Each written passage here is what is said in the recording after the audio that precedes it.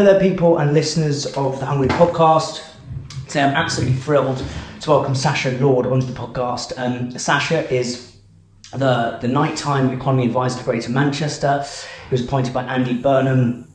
He's the chair of Wythenshawe Football Club, co-founder of Warehouse Project and Parklife, which, as I said before we were hitting record, mate, has some of the best nights of my life. Good to hear. You've been the greatest orchestrator of fun, especially when I was at uni, and you've now got a book coming out. We'll probably try and get this to tie in when this goes live on the 11th of April. Yeah. Called Tales from the Dance Floor. Yes. So yeah, not dance floor, it's dance floor. Thanks for my mum's a Scouser actually, so she'll probably be having. I'm so sorry. Yeah, having blasphemous things we on the dance floor. Go to the bathtub as well. Yeah. So what I'd like to open with is Tony Wilson. Yes.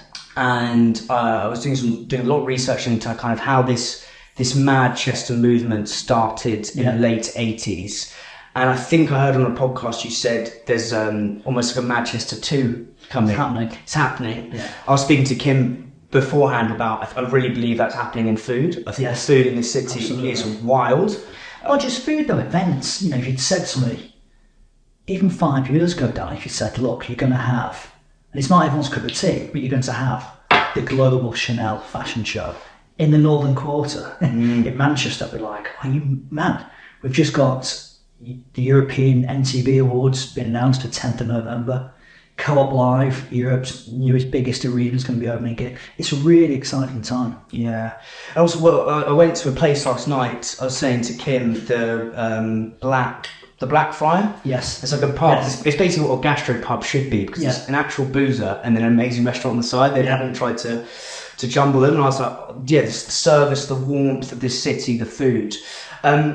But yeah, what I want to try and go back. I want to start with some quotes from Tony Wilson and from yourself, actually. Oh God. So this one I read in a Size interview. I don't know if you remember doing this in 2020. Nice. And it said, "This picture shows a CD with Tony Wilson on the front that brings back fond memories from me. Also included our Hacienda mixtape and a Black Grape CD given to me by Sean Ryder." Yeah. And we're going to go on to those memories from Tony, because I think he's really interesting. That's a table in my office at home. Oh, really? Yes. Really? Yeah. That's wild. So I've done a lot of research. He's such a raconteur, really interesting character. And he has a few quotes, and I hope these are right from mine. He goes, "Tony Wilson, this is Manchester. We do things differently here." So just stop you there. Go for it. That's myth. He never said that. Interesting. Everybody uses that phrase. He never ever said that. Really? Yes. I was in the David Lloyd this morning. It's everywhere. Yeah, it's everywhere. Yeah. The city would do things differently. He never said it. Really? Yeah. The amount of people who've said quotes and it's not actually attributed to them. It's not. He said something very similar, but he never said that. Interesting. Yeah. Well, let's say this one. He says, talks about the Hacienda. He says, "It was like being on a fantastic fairground ride. Centrifugal forces throwing us wider and wider, but it's all right because there's this brilliant machine at the centre that's going to bring us down to earth." That was Manchester. How cool is that? That is just wild. I think it's amazing. For listeners, Tony was kind of the founder of Factory Records, which did New Order, Joy Division, and then it was kind of the birth of this Manchester. Yeah. But what I'd like... Happy Mondays, James. Yeah, which is just, it's the best music in the world. Yeah. What I'd love to understand is almost go back 10 to 15 years. What were the tectonic plates that kind of had to happen in Manchester that made it blossom into this Manchester, this force?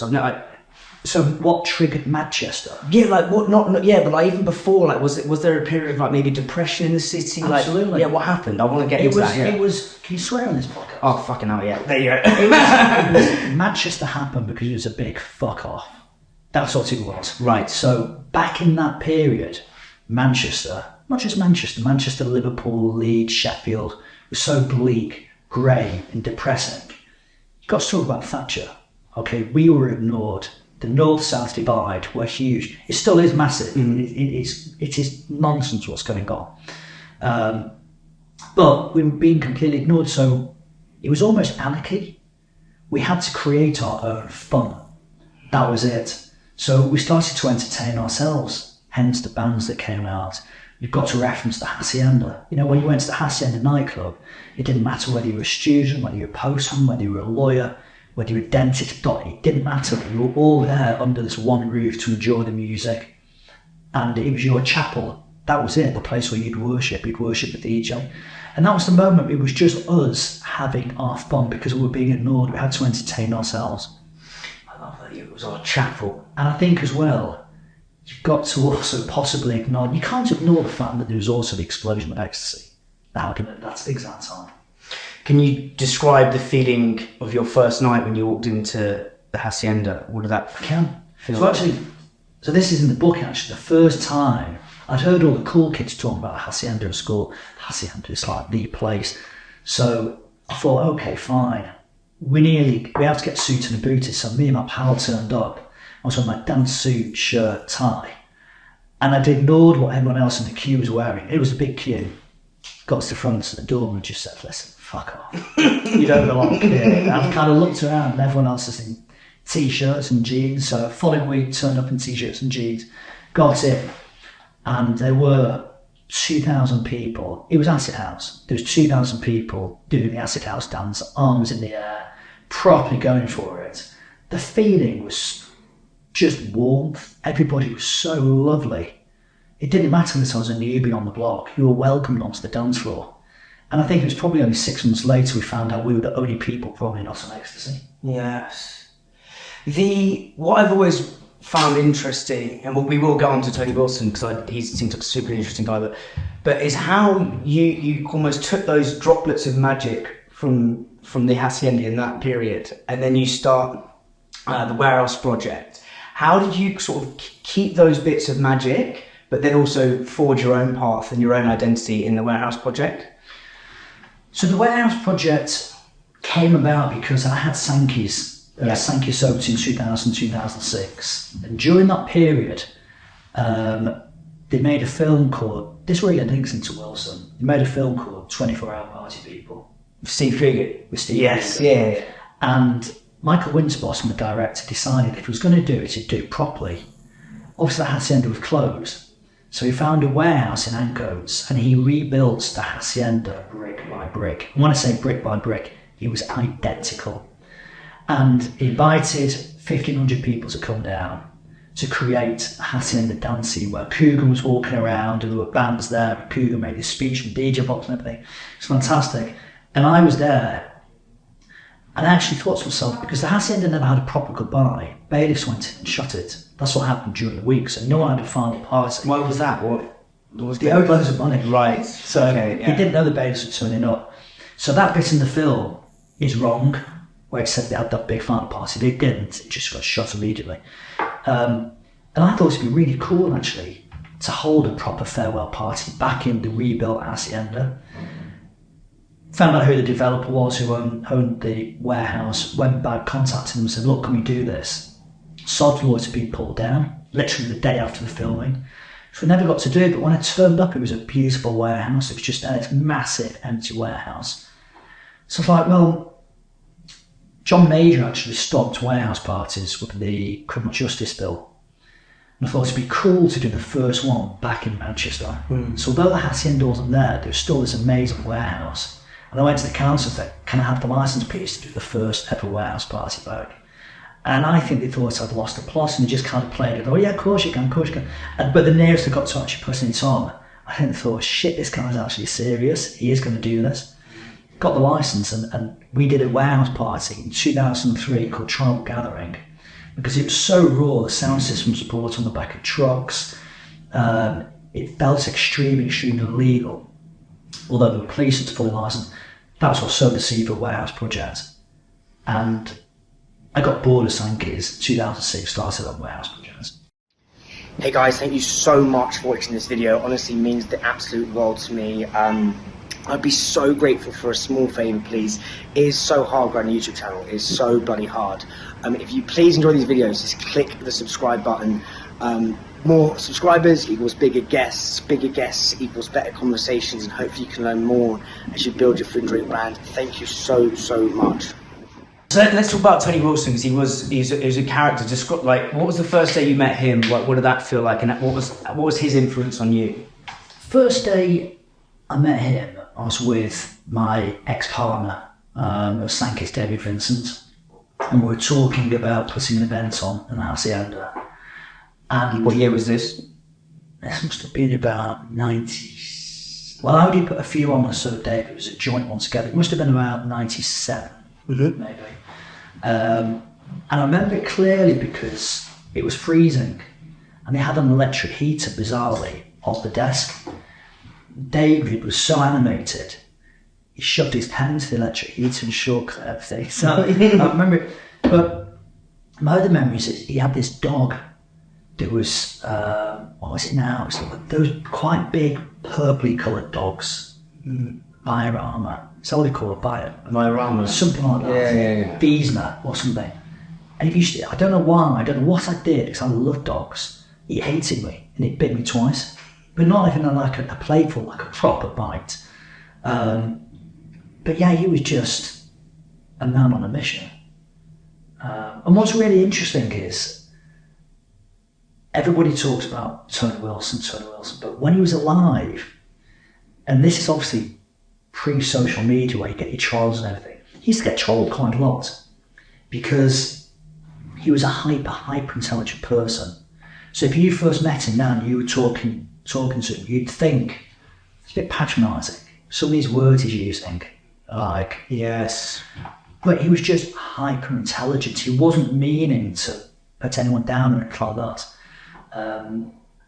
But also people also put everything down to him. You know, the whole Manchester scene, the Hacienda, the music, the label, factory. It was also Rob Gretton, his partner. I'd argue Rob actually was probably more important. How so? Certainly when it came to the label, he was one that was pushing that more. But I think because Tony had the airtime on the TV, everyone knows him as the face. Yeah, I always find it interesting with everyone I've sort of spoken to this podcast. There's always kind of the person who gets the adoration, the limelight, but there's always someone behind the scene who's really kind of the other driving force. Yeah. You said he was a man on a mission. You've clearly been or are a man on a mission, and you've accomplished so many amazing things. With that man on a mission, I'm obsessed with people. What drives people? I find that fascinating, or what gives them the hunger. It's the reason this podcast is called Hungry. Where did your relentless drive come from? So I didn't really know until we started writing this book. Interesting. And my co-author, Luke Bainbridge, he pointed it out within the first 2 weeks. So when I was growing up, my dad went bankrupt so many times, and he actually,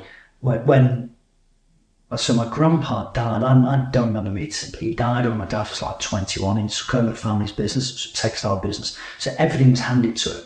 And he was a good business, but my dad was a womanizer, an alcoholic, a gambler, you know, he ticked every single box that you wouldn't want as a dad.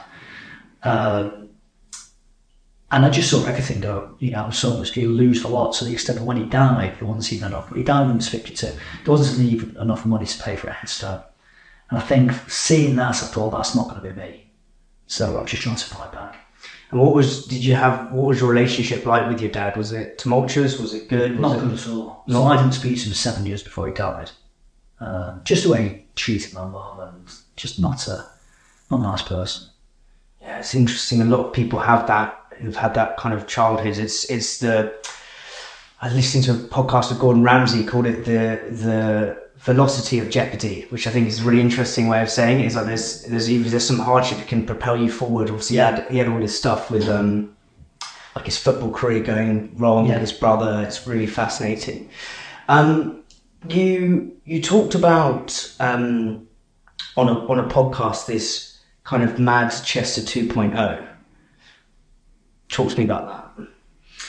Well, it's happening. So I've had 2 bits of luck in my life.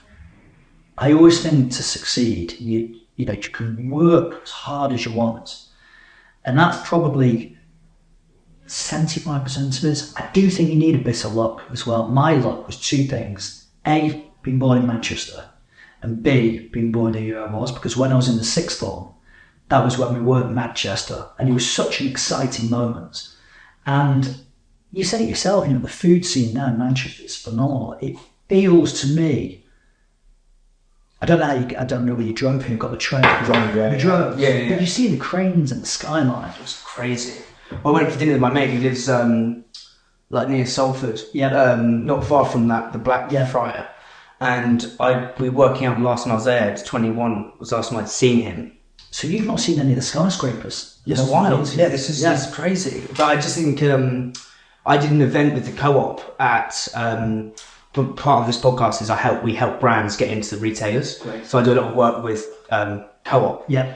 And we did an event at I was saying to Kim at Ramona. Yes. Pizza's insane. Yeah.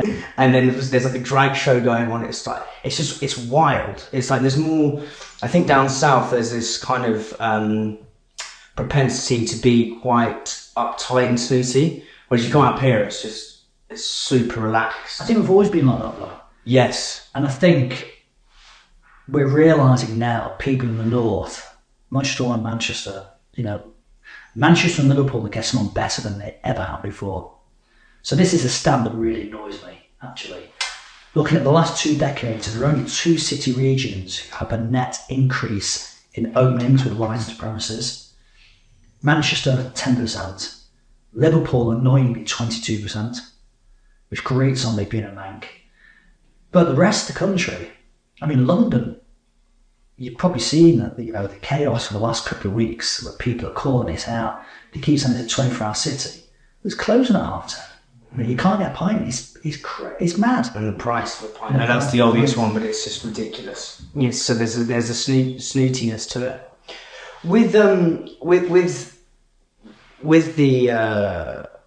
Warehouse and Parklife, how did you get those kind of elements of Manc and Manchester to breathe into those events? Because there's not, I don't think, especially with the Warehouse, there's not. I can't think, unless you're in Ibiza, of a brand of parties that is so well known. Do you know what I mean? Well, I think that's down to the council, actually. Interesting, yeah. So you tell me, how many other cities in the UK would allow 34-year-olds to walk in and say, do you know what, I now want to start putting on raves between September and New Year's Eve, every Friday and Saturday, 3,000 people in a disused brewery right in the city centre. Then after that, 2007, go back in there, age 35. Do you know what? And now on Rubin put it in the biggest air raid shelter from World War II in the city centre. Then we moved to Victoria Warehouse, as you know, which I hated. Why did you hate Victoria? I had a banging like that. There's a lot in the book about, it was the landlord, actually. Pretty evil guy. How so? He ran a concerted campaign against the Warehouse Project to bring us down, because when he saw the numbers, we were there 2 years, when he saw the numbers, he felt he could do it himself. It's my thoughts behind it. Yeah, that's one thing. So we'll get on to kind of the tales, because this will go live after the book's gone. Just ending up on that. So we moved back to Store Street, and now they've allowed us to open what was at the time the biggest nightclub in the world in the disused railway, Mayfield. 10,000 people every Friday and Saturday. There's not another city in the UK that would allow that in the city centre. Okay, in London you've got Drumshanbo, but it's on the outskirts. We're right in the middle of the city centre. So what I'm trying to get into is what is, because right at the beginning we started this with Manchester is different. It's everywhere. As I say, it's in the bloody David today I was at the gym. Yeah. But so that difference is it's relaxing. It's not relaxed. It's what's it we can do. We can do it. That's my point when I walked in there asking, come do this in the disused railway. Most people go, no, you can't. Certainly not in the city centre. Manchester's attitude is, we want more events, we need more like this. We need to be pioneering, and that's what makes it different.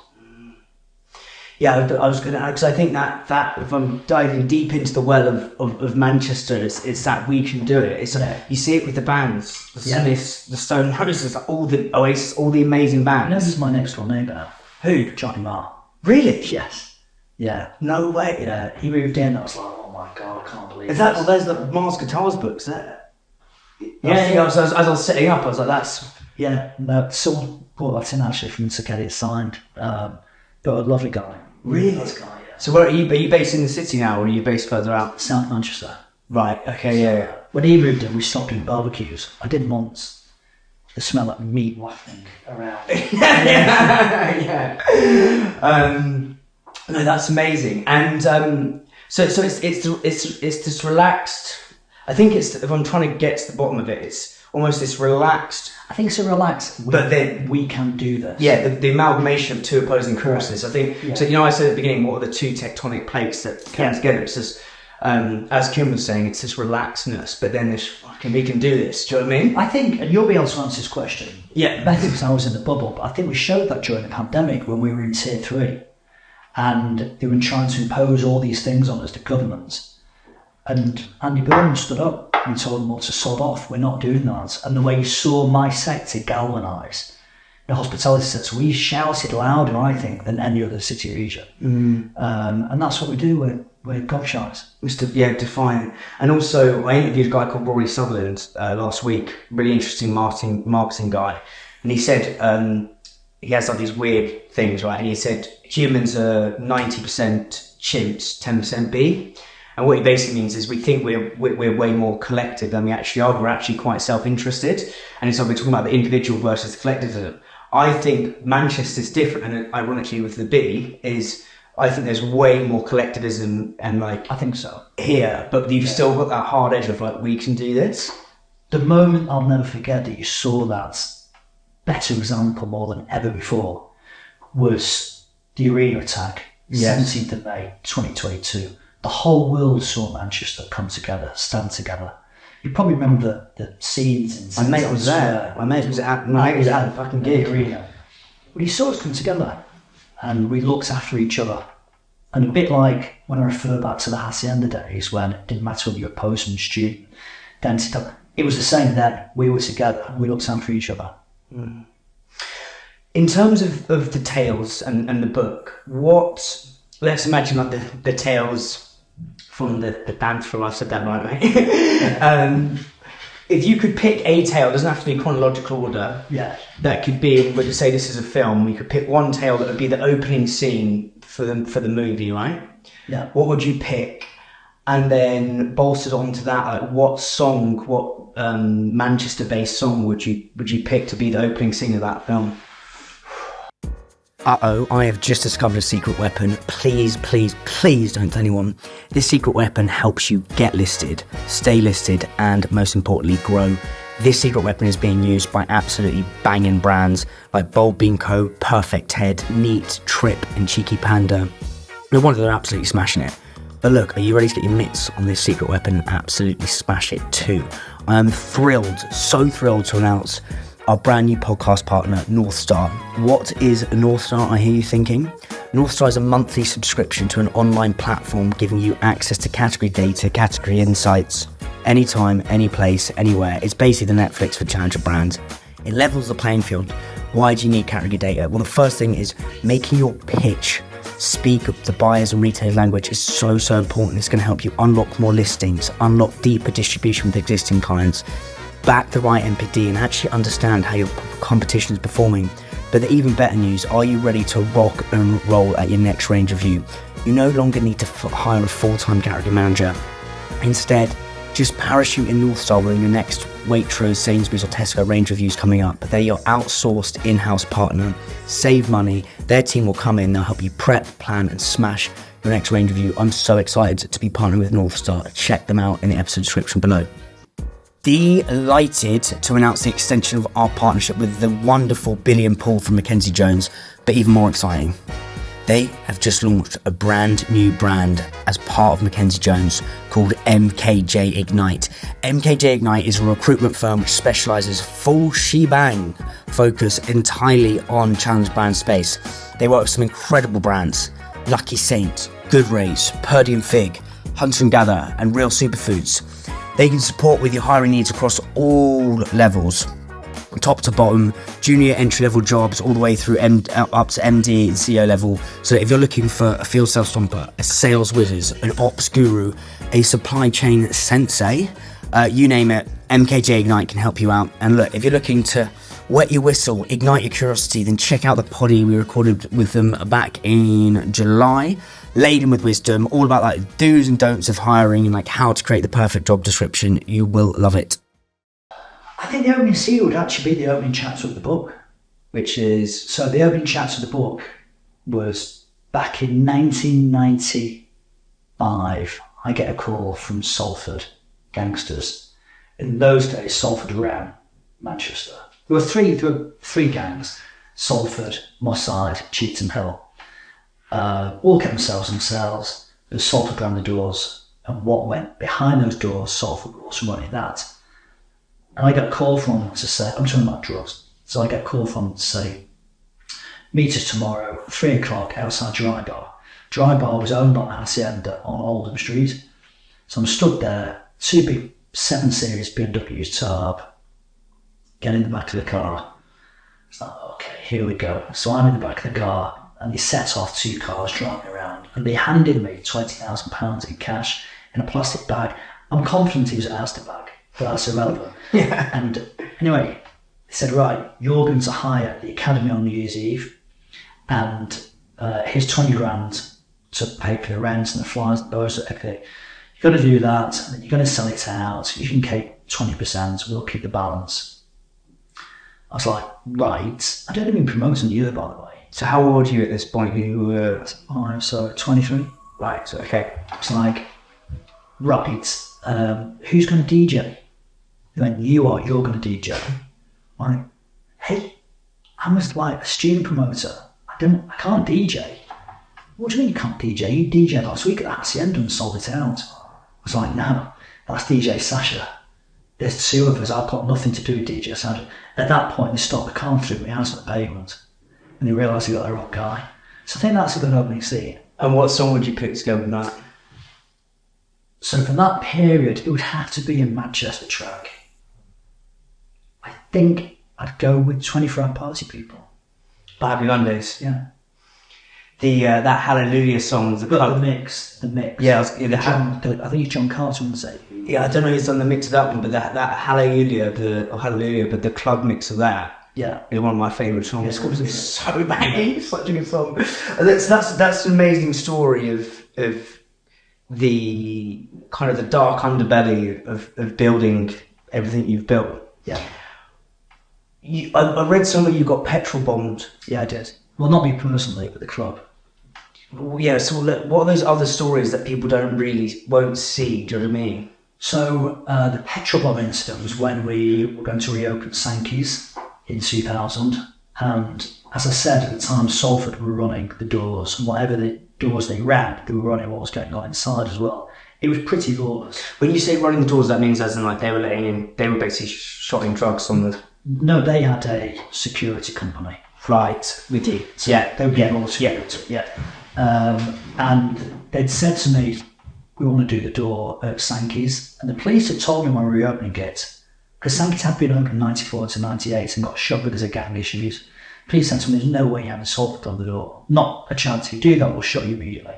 So I was like, okay, fine. So I said to Salford, listen to nothing you can do about it. I'm really sorry, you can't have the door. So Sankey's was in an old mill. It's called Beehive Mill, old cotton mill. And in the back of the car park, there was a substation that was surrounded by metal fence, a steel metal fence. So the night before, Salford came over, they shoved a bed mattress and twined it into the fence, poured petrol all over it, let the thing go out, the substation blew up. And what they didn't realise was, they thought they'd shut me down, I couldn't open. What they didn't realise was because it was an old mill, we had our own generator inside the mill. So that first 2 nights, we were partying, having a rave with the Ironcoats. It was completely in black because the substation had gone up. So they'd taken Ironcoats out, but we were still raving. Really? Yeah. That's wild.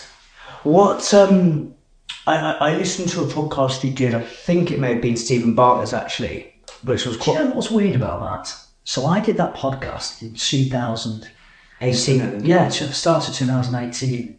I was in an office room in Manchester. It was pitch black. And I remember thinking at the time, no one's ever going to listen to this. I'm wasting my time. And most weeks now people go, I heard you on Diary for CEO. I thought it was a great conversation. Really? I thought it was really good. There's a bit I I want to talk about, which is the sort of the Ferrari versus bus stop. I don't know if you remember that kind of small story you said. I do, yeah. There's a story of you being in your Ferrari and you actually, everyone in the bus next door to you at the traffic lights, I think it was, looking in, thinking, oh, I wish I was in the Ferrari, and you looking out, we're saying, I wish I was in the bus stop. So I still do it now. So, by the way, I've grown out of my nonsense car periods. So, yeah, that was just, probably lasted about 4 or 5 years. Still do it now, so I'm stuck in traffic on the way home most nights. My phone, like you saw me before we started today, I had to like emails and like times.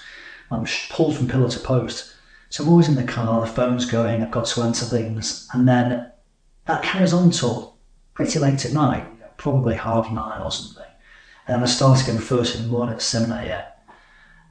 And I'm looking at these people on the bus, and they're looking at me thinking, he's done all right for himself. But actually, those people on the bus, there's a good chance they're working 9 to 5 and they go home, and that's it. They don't open the laptop again until the following morning. Or they might just walk back into the job the following morning, 9 o'clock, don't have to think about work. Yeah, they've got other pressures like bills and things like that, but I always think they're having more fun in their lives. There's no right answer to that, by the way. I know, that's why I find it fascinating, because I did the 9 to 5 thing, and then now I'm doing this, I kind of get it, or it's just 24/7. Yeah. And even if I'm on the weekend, my brain's on this. Exactly. There's no two ways about it. But I kind of play with those two things. Is it the when I get stressed about this, I'm like, well, I could be doing I've done menial jobs before, like, you know, packaging cheese for the Virgin trains, right? So like I know what around that. My first job after school, I worked in a clothes shop. Yes. And most of the time, I was like taking suits off hangers, dusting down the shoulders, sticking back up again. So, but I'd finish at 5 o'clock, and that was it. I couldn't see my mates if I wanted to. I listened to a podcast and they talk about, I think it's like the Tiger Woods thing. It's like people want to be, people think they want to be Tiger Woods, or they want to be Sacha in the Ferrari, but it's like Chris Williamson talks about, you've got to do a full wholesale swap. So you can't just take the golf, you've got to take all the kind of his dad being belligerent towards him. You've got to take the hours of not seeing your friends, the relentless just sacrifice to see that almost like the iceberg moment. Yes.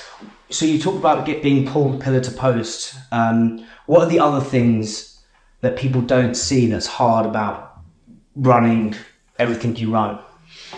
I think the obvious one is, when things go wrong, and we have had, very poor customers. Sadly, a couple of people didn't make it.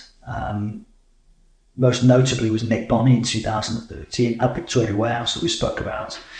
And when that happens, obviously for the family and the friends of poor Nick, I can't even imagine what they're going through. But to try and steady the ship in the office, it affects absolutely everybody. And that's always going into any event, whether it's Warehouse Project or Parklife, that's my number one fear.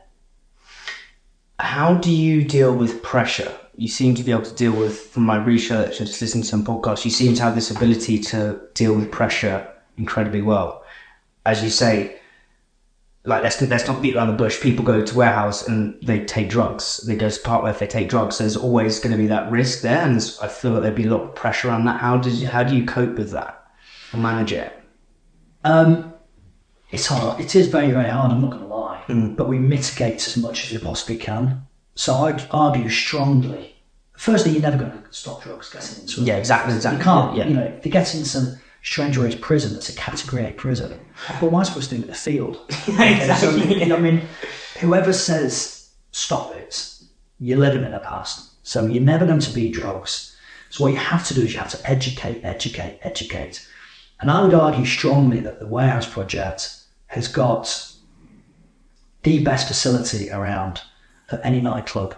You walk up now, even before you walk up and you queue on the road, you'll wonder why these massive concrete blocks everywhere. Counter-terrorism. The biggest concern now is a car driving into a crowd. That's what we're living with these days. Then you get there, security will say to you, grab a look at your ticket. It's not actually interested in your ticket, they want to see what you like as a person. It's a bit of a test. you're a nice person. If you go and watch and see the ticket for, you're not going to get it. It's that simple. Then you'll queue up, you go past sniffer doors, you go through a knife arch. Everybody, you know, it's the CCTV throughout. We've got welfare walking around, checking people are okay. We've got 3 ambulances, we've got doctors, paramedics. It's like a hospital backstage. So we do everything we possibly can to make people safe. And I sometimes get criticised for this. We do back-of-house drug testing. And back-of-house, but just to define what that is, because... So we will take confiscations off the front door. Yeah. Police will then drive them around the corner to Madchester University, where they'll test them on the same night. And if there's anything deemed concerning, and I get criticised for this, we will put it out on social media. So it might be something like an orange pill with Donald Trump's face on it. I'll go, bang, these are dangerous. Now, and it comes straight up on the push notifications on the phone on the Warehouse Project app, so people will know there and that. And people go, well, you're condoning drug use. You're saying, don't do that, do this. I'm not. I'm saving lives, and I'll try me on doing this. So you do everything you can to mitigate it, but there's still a lot of, I think, pressure. Not just even with the kind of the horrendous sort of things that can happen when people, as you say, get poorly. But just even the pressure of running all these businesses, how do you, I'm sort of asking for myself, because I put myself under a lot of pressure. Yeah. And it's like, how do you release that valve? Do you know what I mean? I've gotten the most incredible team around me. You know, you met Kim before you walked in, so Kim has been with me since day one. Yes. Pretty rare in this industry for someone to be with you so long. Just everybody, I think there's 27 members of staff now, and they're all so dedicated. And that's the strength that we've got. We've bonded as a team. What culture do you create to make people stick around for 20 years? Because there'll be people listening to this who have their own businesses, and they're thinking, well, how do we can't keep people for 2 years. It's almost like the 2-year hop these days. What did you do differently to keep people for 20 years? Like, what's your leadership style? Something really resonating with me this week. James Timpson, who I think is incredible. James Timpson. Timpsons. Yes. Oh, yeah. I mean, yeah. Yeah. And he said something in a podcast, and I agree with him. I think it's the way I've done it. He said most businesses filter down from the top. What's different with Timpson's, what's different with our thing, is we've done it from the bottom. So we filter from the bottom upwards. So actually, I think I'm probably the least most important person in this business. The most important people for me are the people right on the ground.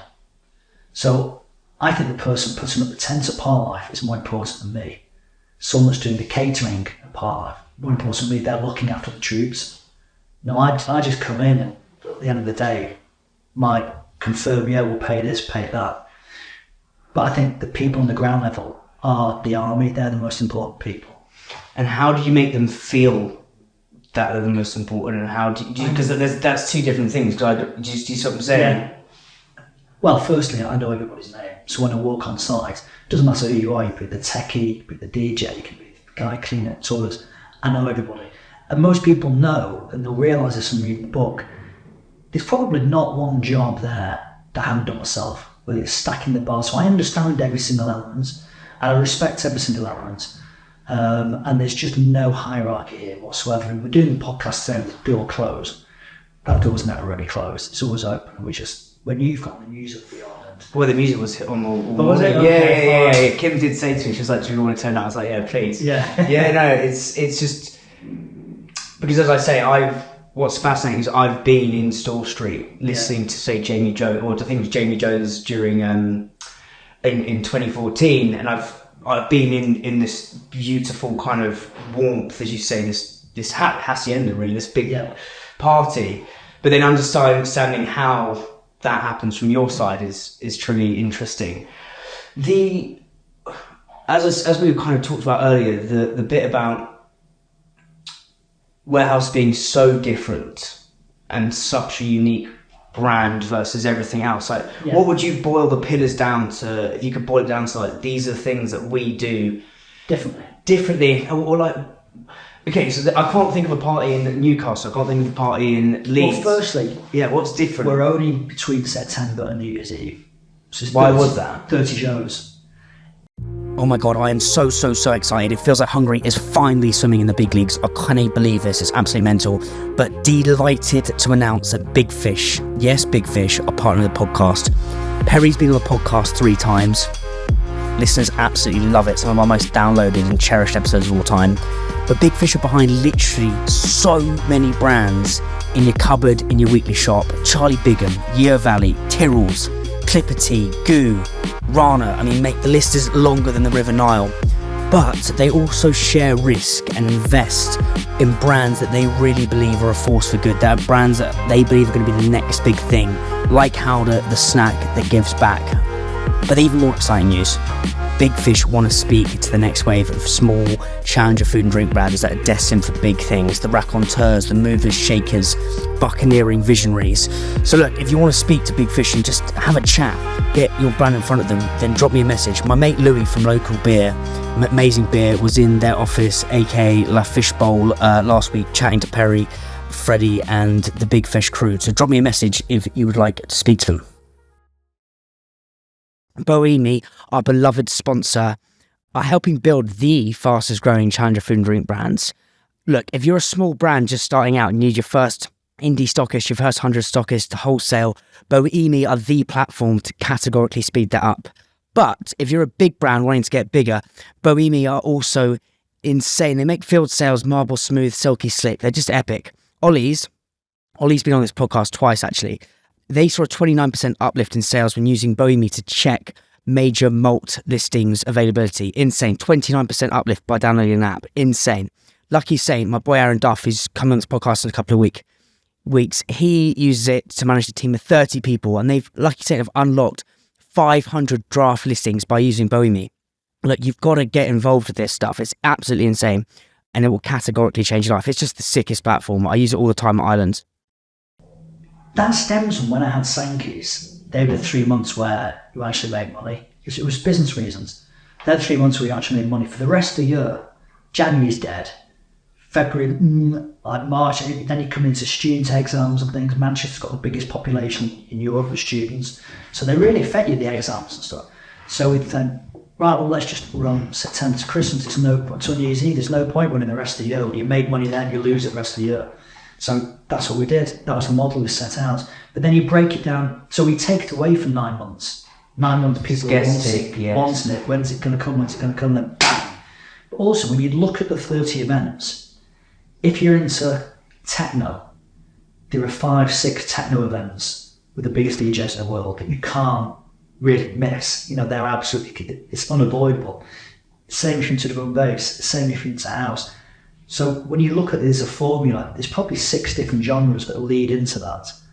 And that's how it works. No one would come to every single warehouse party unless you're a drug dealer, and they will clock you. Yes. But then also I hadn't thought of it because I prefer house and techno, right? Yeah. So I would be looking at, yeah, you're probably right. So you wouldn't come to NDC. Exactly. Yeah. But almost in the consumer's mind, as in my head, I'm looking and going, oh, there's only 5 banging shows I want to go to. Exactly. But then you're actually capturing all these other kind of sub-genres of dance music. Yeah. In terms of the actual venue, you've been at 3, was it 3, was Boddington's? Boddington's, Store Street, Victoria Warehouse, back to Store Street, Mayfield. So 4 there. What's been your favourite party, and what's the kind of the differences between each? Store Street is our spiritual home. They were my happiest time, Store Street, most definitely. Because? It was exciting. Warehouse Project was relatively new. It was manageable. We were 2,500 there. It's now 10,000. That's a pretty big leap. Huge leap. Huge leap. But I think my happiest time was Store Street. How big was Victoria? Because that felt massive. 5,000. And there's 10,000 now. And then what's the kind of... So we've talked about kind of the scarcity of doing it for 3 or 4 months. Yep. The individual 5 nights per genre, sub-genre. But then the actual event itself, what you're creating inside, how do you approach that? What's your team approach that? Well, that's actually down to Sam, my business partner. You know, he's more the creatives. So every single year, And most events, we're trying to make it feel slightly different. So if you come to Homer Block, for example, it's going to feel completely different. So if you come to Rory About Henry, the whole production, it's not just about the DJ anymore. When you get to that site, it is about the production. And the production team behind us are phenomenal. And some of the light shows I've seen in there, even I'm like, wow, that's really impressive. What would you say has been a poignant set, or like your favourite set you've seen over it? Like, obviously you've probably seen some amazing sets. I can tell you that people always say to me, what's your favourite night ever at Store Street, at Warehouse Project, and actually it was at Store Street. And I mentioned before Johnny Marr, so we had a band coming on called Chic. Yeah. Chic. Now Rogers, Yeah. And I'm obsessed with Studio 54. That was in New York. Studio 54 nightclub. Yeah. And you could probably argue house music came out of that period, but it was disco. Yeah. And now Rogers tried to get in one night. It was a New Year's Eve, and they got knocked back because him and his mates had a few drinks, and they're in this band. So they went back to the apartment. I think he tells a story. I think they were smoking something, and they came out with this track. Fuck off, Studio 54. But actually people liked it, so then they changed the lyrics to freak out, So that was it. And then bang, Chic went huge. So we had them playing at Store Street, and for the last track, The Freak, brought John Moore out. And I was like, wow, this is a real moment, this. What does that feel like here in your soul? Goosebumps. Absolute goosebump moments. You said, in fact, before you leave, the picture of it is on that wall. Is that the one on? That's it. On the I was wondering. We talked a bit earlier about writing the book is quite like a cathartic process. Yes. I do a lot of writing, so I think writing. I write every day. I think writing is kind of the gateway to the soul and like this creative field. I'm weird into that sort of stuff. But what else did you learn about Sacha that you didn't expect to learn in the writing of the book? I think there've been a lot of funny stories, right, that have gone on. A lot of funny ones, and it's nice actually because now a couple of people out of the circle. So when I say the circle, I'm at the HarperCollins circle. So there's probably 5-6 people in there who've read it. A couple of people out of that circle have now read it, and they found it hilarious. And the feedback from both those people is they feel like they know me more. So it's going to be interesting to see what people say.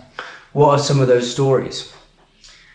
There's a lot of funny stories in there. I think one story that wasn't funny actually, one story that was hair-raising was 2007. That season, the opening night was live on Radio 1, P-Tongue, and we'd sold out every single ticket, no problem at all. And the fire officer came down.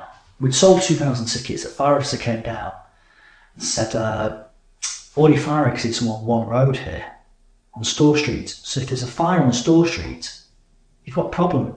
So I'm going to limit your capacity to 1,200. We were like, it's not viable. We're going to lose our housing, like literally our houses on this.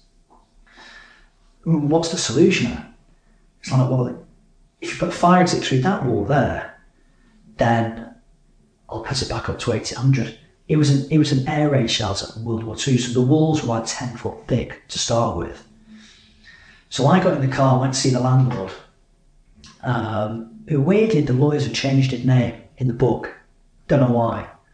The person behind was Mr. Hakeem. His name wasn't Hakeem, it was Mr. Tishbury. I went to see Mr. Tishbury, and he's like, not a chance, you're not doing this. I'm like, well, if we can't do it, Mr. Tishbury, we're going to lose everything. No. He said, and furthermore, I don't own that wall. That wall's owned by Network Rail. It's like, oh Christ. I said, well, I'm to speak to Network Rail. He said, you can speak to them, it's probably going to take you about 6 months to get planning on it. So, well, if that's the case, I'm finished. And I got in my car, I was driving over the Mancunian Way, and he phoned me back and he said, come see me in half an hour, come see me by yourself. Okay. So I went back to see him. like shaking like a leaf. And he just said to me, look, I will not go down to that venue this week. I said, what do you mean? He said, well, I'm not going to go down to that venue this week. So if anything goes on there, I don't know about it. Do you mean that? He said, I don't know about it.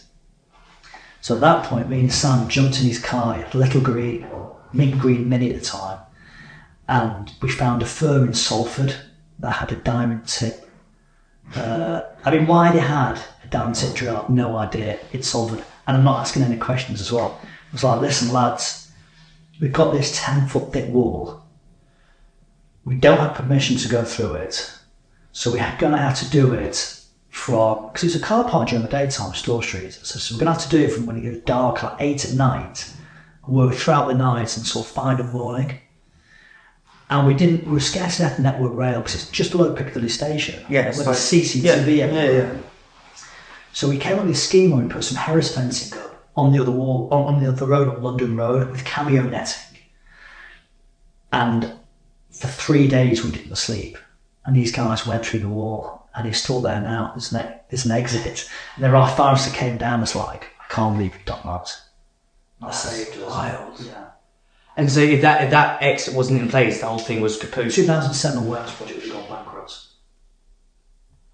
We call that the Temple of Doom. Because we drive past it most days, you just see this wall with a doorway in it. I'm going to drive past on the way out. Yeah. So where you used to queue for that arch there. Yeah, so the main road's London Road, then you turn onto Store Street left.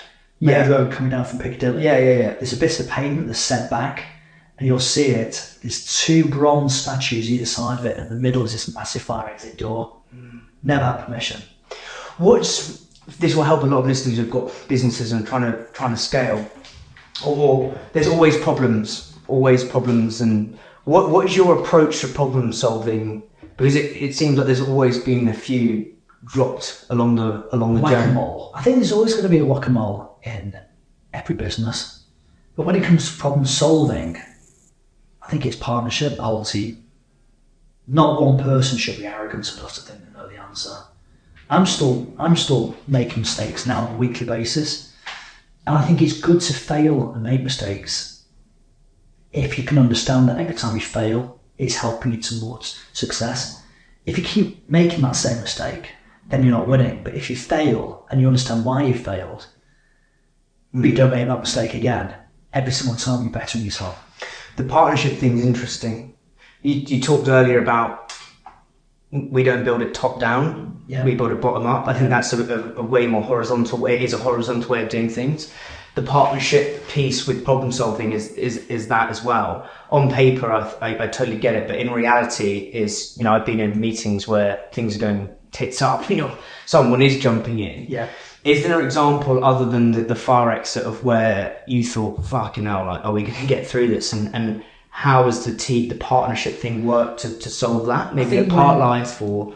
I think when Nick Bonney died, there was in 2013, there was a big question mark there. It was just Sam and I. No one else was past that conversation. It was Sam and I talking about, should we knock it on the head? Because to deal with something like that, it's rough. Yeah. And what didn't help actually was the Tory conference was in town that week. So they made this massive political thing about it. And both of us personally took an absolute kicking. Talk to us about that conversation you had with Sam, because a lot of people probably would knock it on the head. Yeah. What did you guys come to think, right, fuck it, I'm going to keep going on this mission? So firstly, the conversation was, look, a man has died because of an event that we put on. As it happened, 6 months later, the coroner's reports, I think they found 26 times what the average amount of someone would take. And we're doing it all throughout all day. But we were like, should we just knock it on the head? We then realised within 24 hours that the whole industry were behind us. So you mentioned Jamie Jones' report, every single major DJ getting behind us, showing support.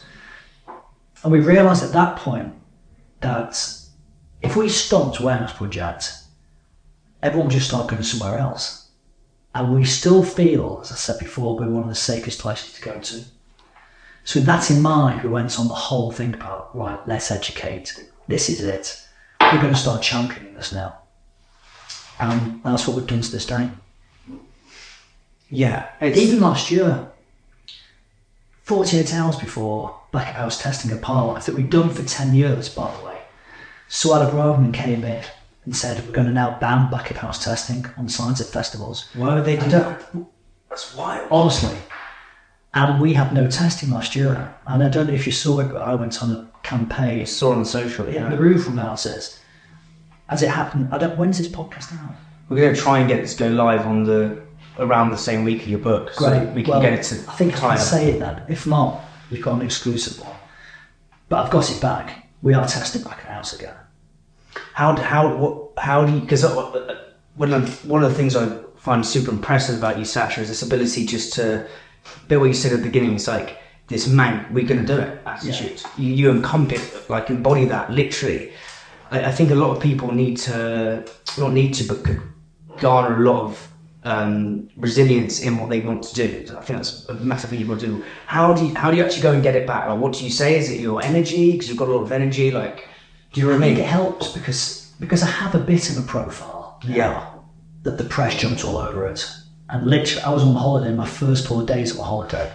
Dad and my wife was not impressed. I was literally interview, and I made such a shitstorm about the whole thing. And made the government look so stupid. It's not front of house testing where you go along and test your tablets and all that, they're great. It's back of house, saving lives. There is no positive whatsoever about stopping that. And actually, cross-party agreed with me. You know, the Tories agreed with me, apart from Sword Department. Labour agreed, Lib Dems agreed, they all agreed with me. It saves lives. Kills are now going to go away. Let's talk about Parklife, and I think I must have been. I think the year it started was at Heaton Park. So the genesis of Parklife. Why? What made you want to do that? So this American thing started to happen. So when I was young enough, by the way, just going for a slight tangent. Yeah, I like tangents. Halloween was only just kicking off in the UK. Now everyone knows Halloween. It's an American thing.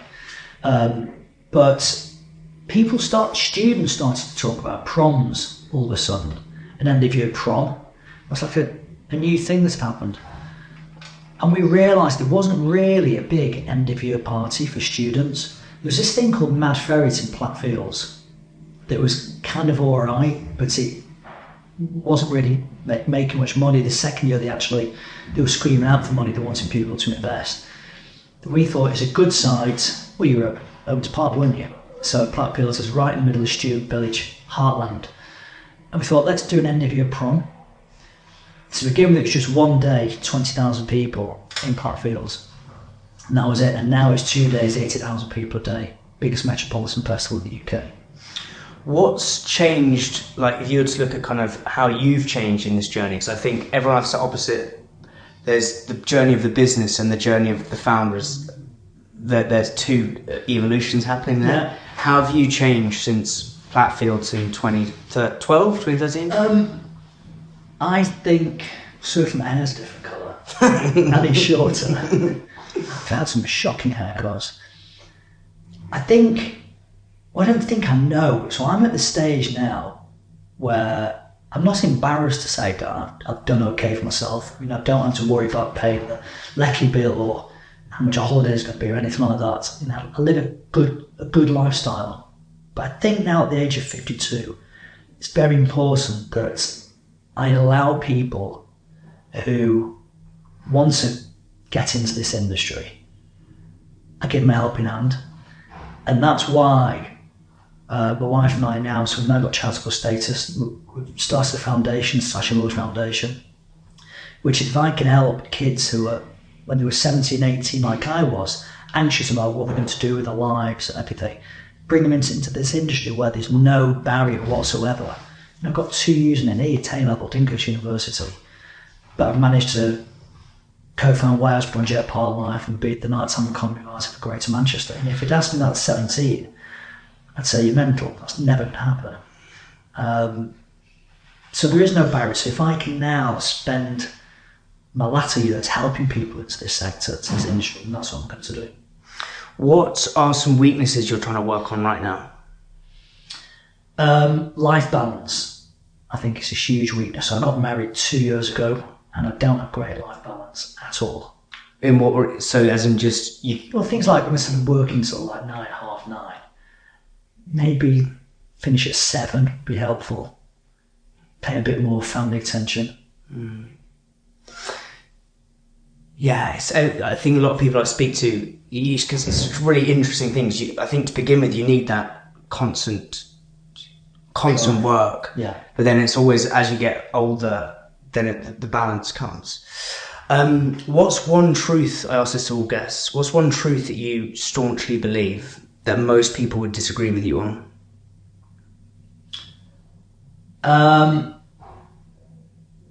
Christ, that's a deep one. A truth that most people disagree with me on. Jose Mourinho should still be the manager of United. How's that? Why is that? I just think he was class. He got ousted. So, I mean, he says one of his biggest success stories was ending second in the league. And he's right, when you look at the team he had, to finish second was phenomenal. He should still be United. Yeah, I've got a lot. Well, I'm a Spurs fan. I got a Spurs season ticket, so he hates Spurs.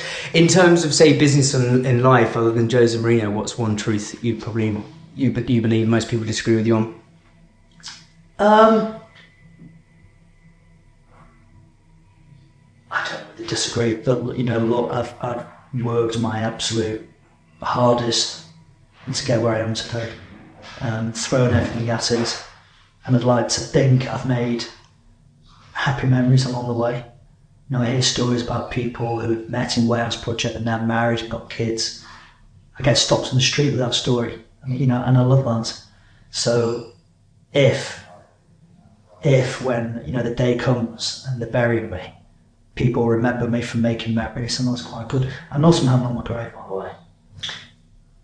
That's so weird you said that, because that was a question I was going to ask. Guest list closed. Guest list closed? Yeah. That's amazing. That's it. I hate guest list. You hate guest list? You know what happened last week? I went to the pharmacist, that's a bit posh. Went to the chemist, and the guy who owns it came bounding out. It's like, my daughter's in the Parklife guest list. Any chance we can sort out 4 tickets called my guest list? It's like, yeah, don't worry about it. I'll sort you out 4 VIPs. So 4 VIPs, 600 quid. That's without booking fee. So £600 worth of tickets. Then he charged me £9.50 for my prescription. Couldn't believe it. I left fuming. The whole I don't get the guest list thing. It's like a status signalling thing, isn't it? The guest list. I hate it. But it is almost a complete antithesis to what a party is. A great party is inclusiveness. Yeah. And then the guest list is like this DJ. I've got a couple of mates who are DJs, and it's this wanky fucking. You're going to DC10 on the guest list. I'm like, this is. Oh God, can you get behind the stage? I've lost friends over guest list. It's like, especially in Manchester, it's the antithesis to what the warmth and the we can do it together attitude. The bees. Yeah. Guest lists don't exist with bees. What's your? Yeah, we're gonna have to wrap this up in a sec. So I know you've got to go, mate. But what's your thoughts on phones at this is an interesting one. At raves, because I went to see Mr. Scruff when I was at uni. Yeah. And I thought it was one of the best nights. And this was before everything kicked. This was before TikTok. This was 2016. Yeah. It said on the door, it says no phones allowed. Yeah. It was one of the best nights of my life. So I'd agree with that. So if you're going to an event like Scruff, where it's all about the rave and it's dark, it's quite a small, intimate rave, no phones. If you go into a festival or Warehouse Project, where it is 10,000 people, and as I said, it's not just about the DJ, it's about the production. You've got this huge stage production now, LEDs, lasers, smoke machines, confetti, everything's going on. Then I understand why people want to. I take pictures myself from the lighting desk. That's amazing, I'll take a picture. Go on Instagram, I understand that. It's something to remember, I get it. So I don't think you can class all raves exactly the same. That's such an interesting point. I hadn't thought of it like that. It's like going to Old Trafford and Beckham's taking the corner. You're going to take a picture. You're there for football, but you're probably going to take a video if you're near, aren't you? I read an article a guy did with you, and he says Sacha's always had when your dad used to take you to Old Trafford, you've always had an obsession with crowds. Yeah. Why are you obsessed with crowds? That article was a Mill article. A Mill article? Yeah, it's in the Mill. And they tried to throw me on the bus, and I was quite pleased. They did digging on me for about 9 months, and they openly said they couldn't find anything whatsoever. Right. They were excited. But no, I used to, and when my dad took me to Old Trafford, the story was, I used to sit there looking at the crowd and thinking every single person in the crowd here, I think the capacity time was like 50,000.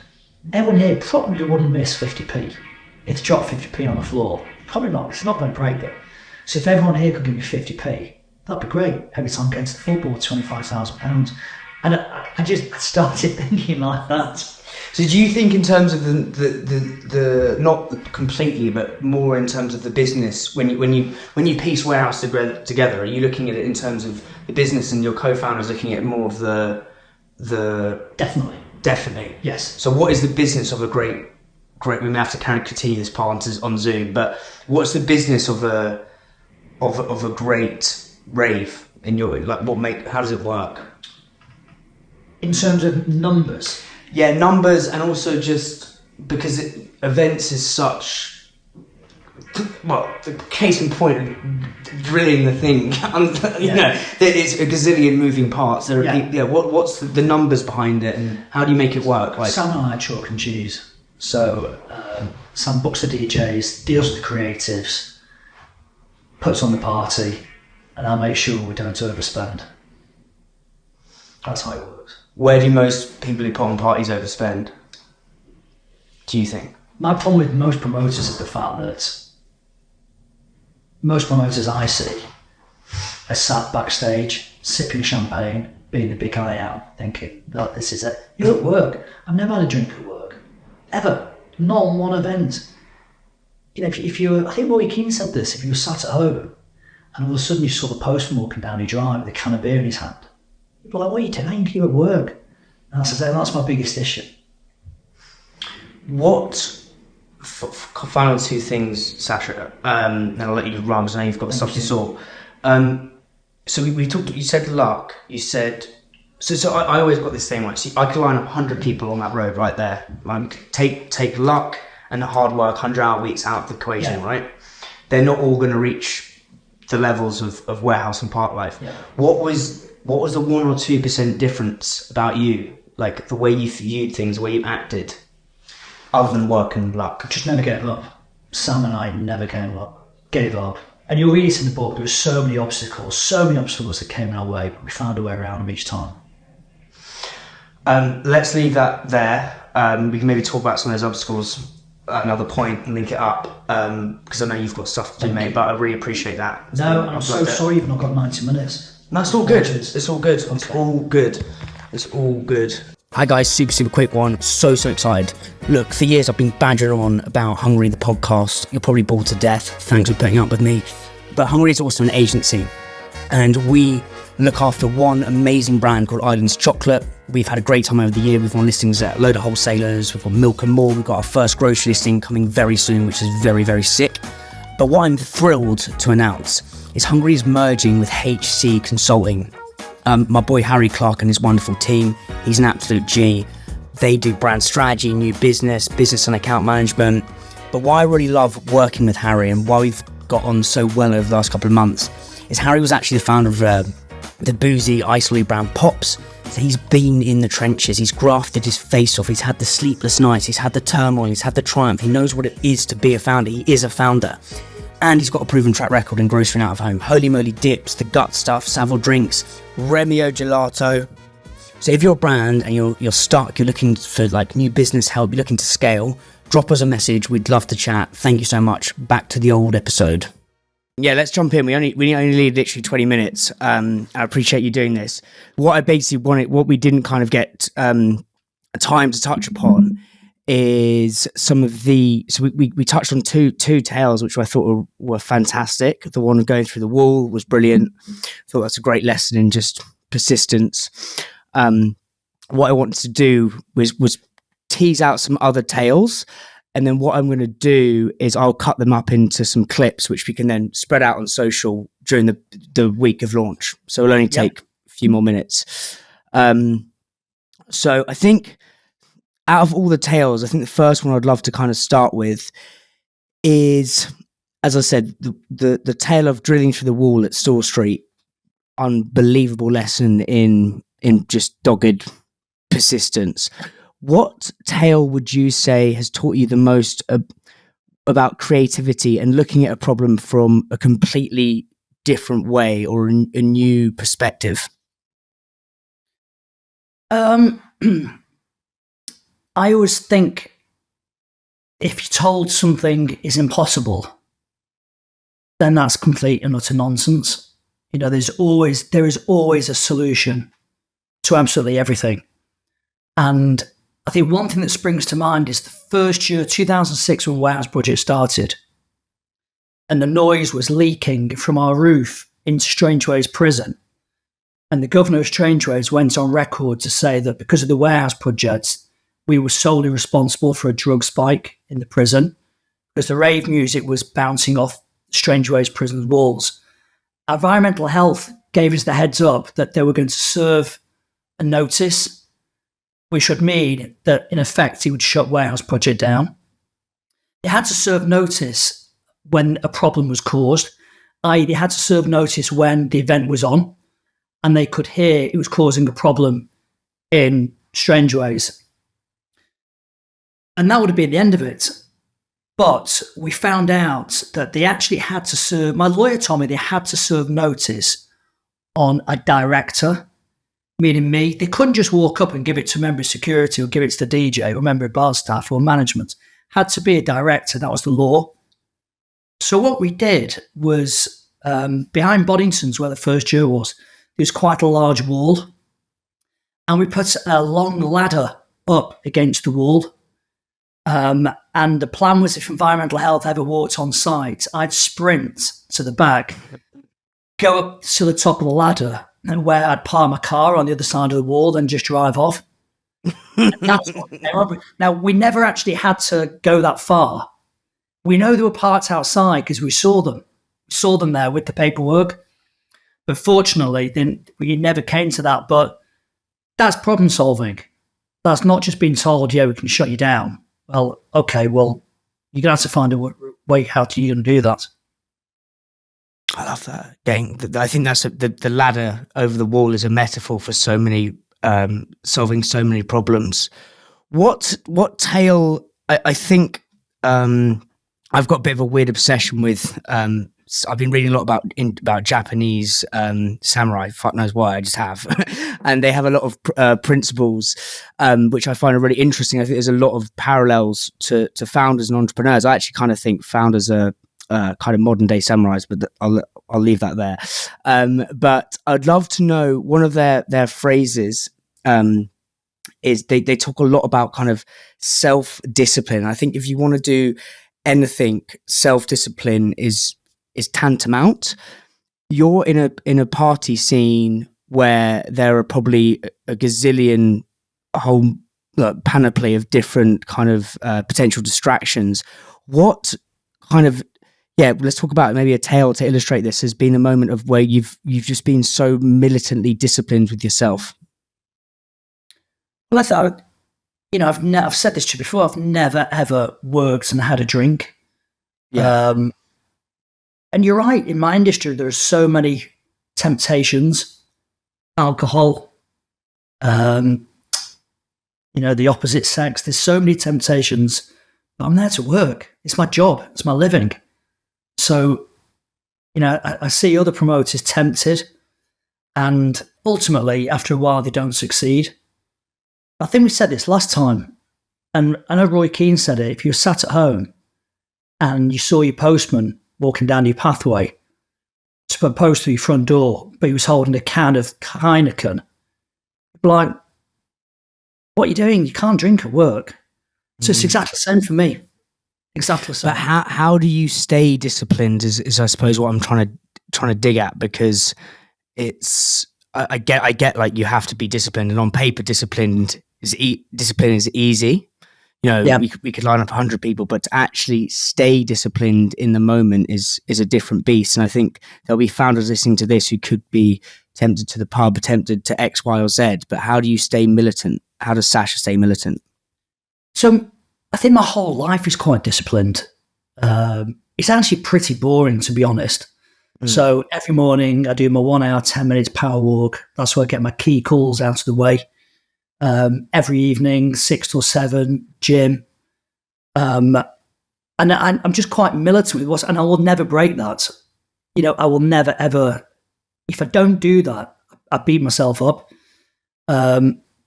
I phone the same people when I'm driving to the office. I phone the same people when I'm leaving the office. They know I'm going to be calling with questions. And I'm not talking necessarily friends, by the way. I'm talking about work colleagues. So there's a strict, for my daytime, forget when I'm at Warehouse Project or Parklife, but my day job almost has got massive structure to it. And that structure just bleeds into the events. And I think as well, you know, people look at me when there's a problem. I'm the first person they look to for, and I'm talking about an immediate problem at the event. So they'll look at me, how to respond to this, how to respond to that, or the police want to see you, or licensing are here. You know, they come to me. So I have to stay in exactly, you know, that frame of mind. And people might think it's boring, and I think they're probably correct. But, you know, I'm not going to change. I love that. I think with everyone I've interviewed, I've even interviewed a few DJs actually, and what they talk about is this relentless discipline, this creative discipline to you know, getting up. They see it as an art, as in we get up, we work, we're in the studio, and behind people see not the avalanche, the iceberg of park life, walking around, you know, hanging out with Disclosure, whatever. But understanding the discipline behind that is beautiful. You talked about beating yourself up. I've got a little mendacious thug that runs around my head and just tells me I'm shit at everything. I'm not shit at everything. I just beat myself up, and it's something I'm really trying to work on. What's your relationship been like with your inner critic, and how have you kind of tamed it or tempered it? So I suffer from complete imposter syndrome every single day. Every single day. You know, today I've been in city centre Manchester doing some filming for the book, and today the posters had gone up, the book, the fly posters. I'm driving around and seeing my name on these posters. I'm like, Jesus Christ, how is that even possible? And I saw someone today taking a picture of the poster as well. And I'm like, that is just, it's crazy. But I am my biggest critic. You know, and it's not just work, by the way.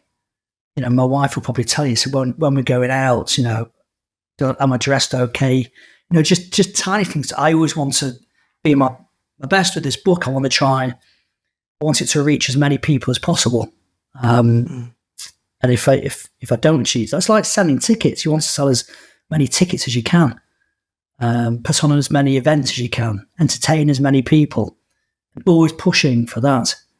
There was a moment only a few days ago. My wife said, "So once the book's out of the way, what's the next thing you're going to go for?" Expects me to say, "Well, I'm just going to, you know, probably take a couple of weeks ago." And I answered him, she's like, "Oh, Jesus Christ."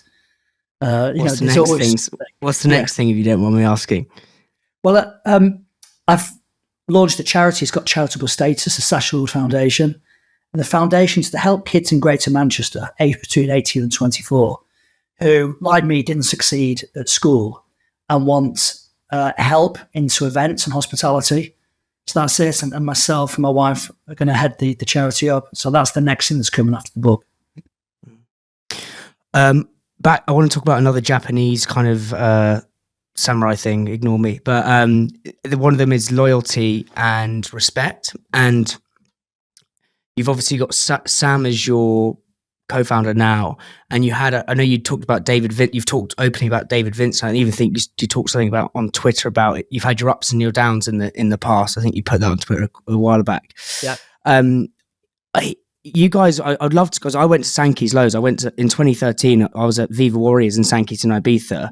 I remember there was this point in time when Sankey's was going to be, you were opening in Tokyo, like it was going to be this huge thing. What happened? If you don't mind going there, and you're in the driving seat, we don't have to talk about this. What happened with that relationship, and what are some of the lessons you haven't let happen with you and Sam at the Warehouse? In Warehouse, because that seems like a loyal. Well, it was, I have been complimentary to Dave in this book, and what went wrong basically, we had Sankey's 2000 to 2006, and 2000 to 2004 were great years, and then it became very clear that Dave was in it for the party, and it was a little bit like a kid in a sweet shop. And that's not the way I wanted it to be. So we went down different pathways where I was thinking more the business side. He was thinking more the party side. But ultimately, yes, we did fall out. We made up after that. A couple of years after, I went away and set up Warehouse Project, and he reopened Sankey's. We did meet up again. There was talks about doing stuff together again. And in this book, I'm very complimentary about him being one of the best promoters I've ever come across. He is. We didn't see eye to eye. Why would you say he's such a good promoter? What's so good about David Vincent? Well, we opened Sankey's because at the time, before Sankey's, me and him were, it sounds cocky, but I think at that point you'd find it hard to find a better promoter than me and Dave. I was doing student nights. He was doing monthly events with Ministry of Sound at the Hacienda, and we're both doing very, very well. We're getting numbers in. That's why we joined forces, to bring my element together, bring his element together, and locked it in as Sankey's. And it was a perfect partnership. Hey, because is he from Manchester? Where's he? No, he's from London. He's from London. And how did he end up in Manchester? He was a student in Manchester at UMIST, actually. And he started putting parties on whilst he was at uni. Okay, with you. And then you said you were the best promoters in like, there's no better promoters than you two, which I think, well clearly. I didn't say we were the best. I said you'd find it hard to find. Okay, yes, okay. Yeah. I should have listened more intently there. Hard to find better promoters. I'm trying to promote this podcast. I think we've all got to be our best self-promoter. What would you say are the 1, 2, 3 kind of principles of creating hype around an event or anything you're trying to build? Firstly, don't believe your own hype. I think would be some advice I'd give anyone at all. Very, very, very hard work getting it out there. And then once you are out there and you've created something, it's not taking your foot off the pedal. Still now at the age of 52, I'm still pushing as hard as I possibly can. And I'm not going to give up. And I can't see a day where I'm going to start to take my foot off the pedal. Yes, it might not be just about promoting nights. I might be doing different things, whether it's supporting hospitality or working with Andy Burnham or the book. Or, there's always going to be something. And whatever that is, I'm going to give it my absolute best and utmost.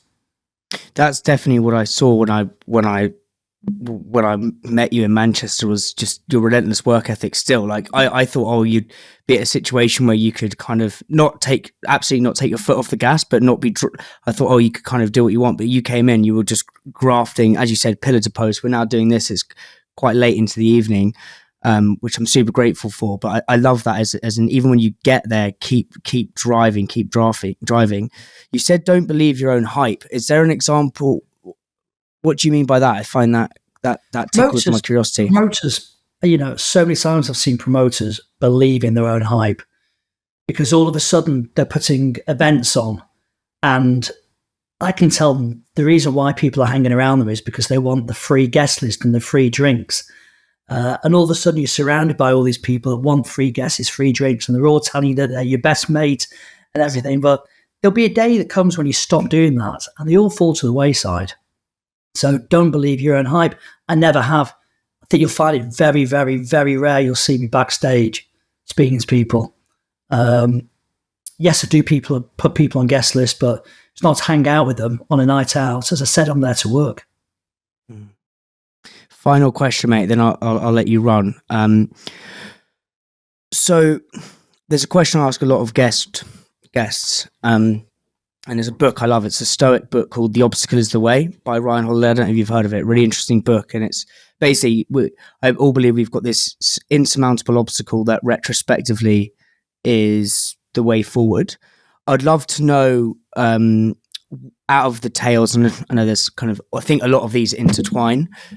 I'd love to know, other than ones we've talked about, what's been your obstacle is the way moment in your journey? Do you mean something that's been a barrier that I've had to overcome? So something at the time that felt insurmountable. So like the other two things were like, oh, this is really hard. How are we going to get through this? But actually you pushed through that obstacle, but it unlocked a whole new trajectory for you. It was the way forward, but you couldn't see it at the time. Well, I think firstly, probably two things jump to mind. Firstly, when all the other pupils in my school knew what career they wanted, and I went to a very good school. I went to Manchester Grammar, so everyone's going to Oxford, Cambridge, St Andrews, Leeds. I went to work in a clothes shop with 2 U's and an E. So I never, had anxiety. How was I going to get? Where was I going to be in 30 years' time? Was I still going to be working in retail in a clothes shop? And there's nothing wrong with that, by the way. I just didn't find it particularly appealing. And I think the other thing as well was that comes, it's quite a bit in the book at the beginning. I had a really, really bad relationship with my dad. My dad took over the family business at the age of 21 and basically squandered everything. He squandered the whole lot. So as a kid, the houses were getting smaller, smaller, smaller. The cars were getting worse, worse, worse. And I was thinking, well, he spent all the inheritance, so there's nothing there to support me or back me up. I didn't have a relationship where I could say, oh, Dad, I've got a phone bill here, 100 quid. Can I borrow 100 quid for a couple of months? Because he didn't have it. So there was that as well that I also found difficult, because I remember when he did have money when I was younger, like 6, 7, 8, 9. Remember the holidays and the nice houses, and then it just all went. So that was pretty difficult as well. You talked about, the first time we spoke, which they'll be linked together, about not speaking to your dad for 7 years. Is that, how does that bubble up in you now? Is that something that affects you, or is it something that drives you, or how does that affect you? Consciously, it doesn't affect me at all. I think subconsciously, part of the drive is maybe I've looked at all his mistakes, and there were plenty of them. I've tried to avoid every single one throughout my life. Yeah, there's a thing by Charlie Munger, which is wisdom is prevention, which is doing things, avoiding things leads to success. But Sacha, I know you've got to run, and I really appreciate you jumping back on just to finish off some of those tales. No, I can't wait for the book to go live. We'll get this to go live on the 11th, and yeah, I'm super excited for it. I think people are going to love it, and yeah, thank you so much. Do you know what? I've really enjoyed talking to you, and I hope I don't let you down when you read the book. You need to be honest with me. No, I will. I'll give you honest feedback, mate. I'll be plastering it everywhere. So thank you so much. Excellent. Cheers.